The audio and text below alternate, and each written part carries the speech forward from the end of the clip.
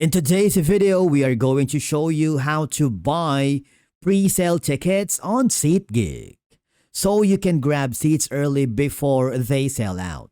Let's begin. Now, the first thing that you need to do is log in using your credentials. And let me tell you that buying pre-sale tickets on SeatGeek requires an access code, typically obtained from event promoters, fan clubs, or sponsors from official channels, because SeatGeek does not distribute these codes itself. Now, for you to be able to get an access code, for example, search the event that you wanted to attend to.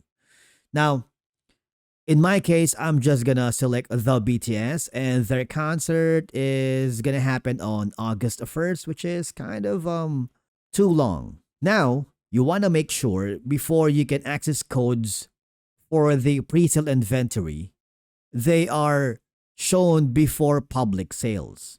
All I have to do is either you join artist fan clubs, okay, or search for the star that shows a VIP or you are a fan first on the event page, okay? Now, when you look on these options, you have the hot seat package, premium hot seat package. Make sure you choose the VIP floor package. Click on it. And then all I have to do is super simple.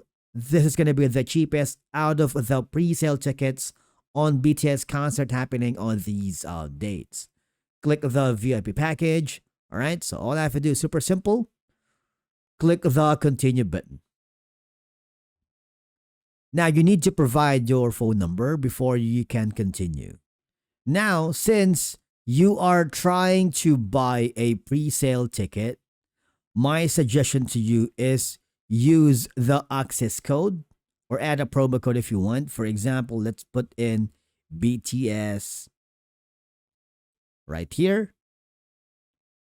Okay, and click the pay now. So you have multiple options here. You can pay in installments, Apple Pay, and if you want to add a debit card or credit card, you can do so.